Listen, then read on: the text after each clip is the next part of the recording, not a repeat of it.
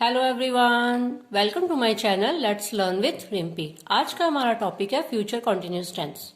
इससे पहले मैंने प्रेजेंट टेंस और पास्ट टेंस की वीडियोस डाली हुई हैं और सिंपल फ्यूचर टेंस की भी डाली हुई है। अगर आपने मेरी वो वीडियोस नहीं देखी हैं तो मैं लिंक डिस्क्रिप्शन बॉक्स में दे दूंगी, आप वहां जाके देख लीजिएगा।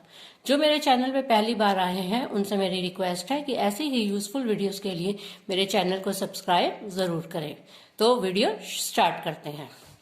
Future continuous tense. Future continuous tense की पहचान है रहा होगा, रही होगी, रहे होंगे।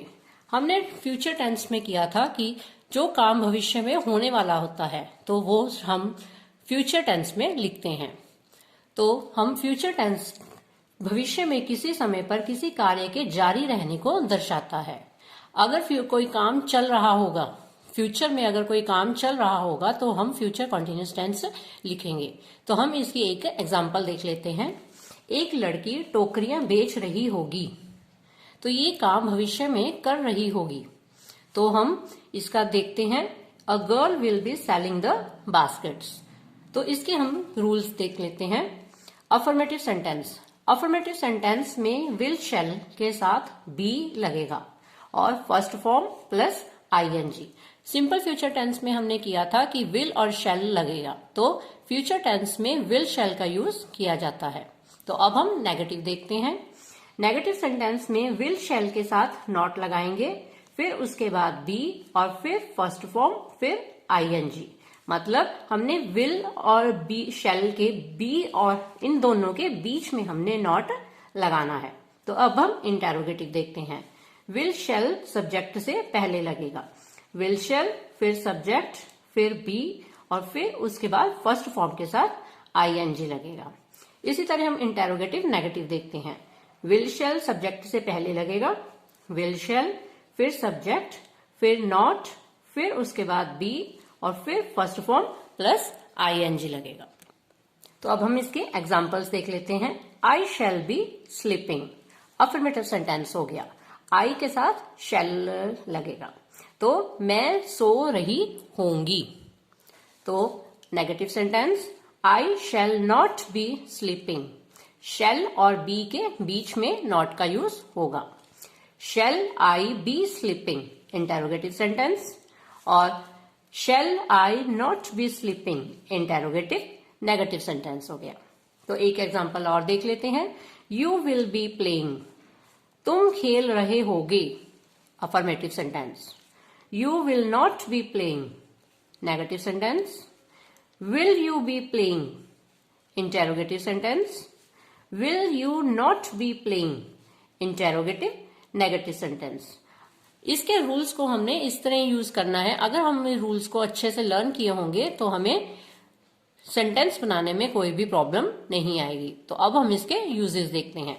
तो फर्स्ट यूज इसका है, जहां पे यहाँ पे कुछ वर्ड्स लगे होंगे, tomorrow, next Sunday, next week के विद एट दिस टाइम। मतलब ये टाइम दिया होगा और उसके साथ में एट दिस टाइम भी लिखा होगा। तो इसकी एग्जांपल देख लेते हैं।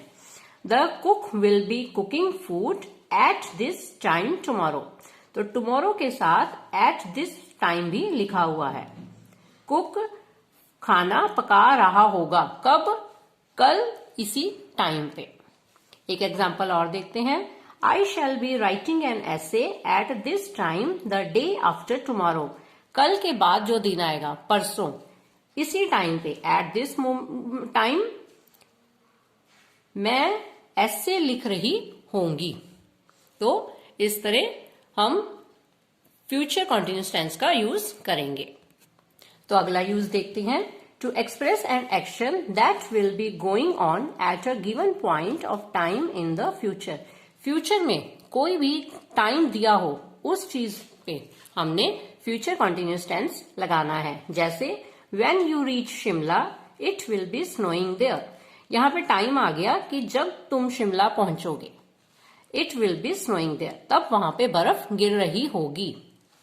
अगली example, we shall be playing the match at this time tomorrow. कल इसी समय हम मैच खेल रहे होंगे। तो यहाँ पे हमने यहाँ पे एट दिस टाइम लगाया है, टुमारो लगाया है, तो ये टाइम हो गया। तो हमने फ्यूचर कॉन्टिन्यूस टेंस का यूज किया है। तो अगला यूज देखते हैं। We can say the same thing using the present continuous tense too as. जहां पर हमने प्रेजेंट कॉन्टिन्यूस टेंस का यूज करना है वहां पे हम फ्यूचर कॉन्टिन्यूस टेंस का भी यूज कर सकते हैं। हम एग्जाम्पल देखते हैं। She will be meeting us next week. अगले हफ्ते वो मुझसे मिलेगी। तो ये हम फ्यूचर कॉन्टिन्यूस टेंस का यूज कर रहे हैं। अगर हम इसको इस तरह भी लिखें तो ये सही होगा। She is going to meet us next week. वो हमें अगले हफ्ते मिलने जाएगी। She is going to meet, वो जाएगी हमें मिलने अगले हफ्ते। तो इन दोनों में कोई भी डिफरेंस नहीं है।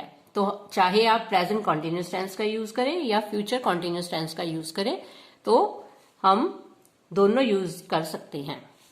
फ्यूचर कॉन्टिन्यूस टेंस के यूजेस इतने ही। वीडियो अगर अच्छी लगे तो लाइक, शेयर और सब्सक्राइब जरूर करें।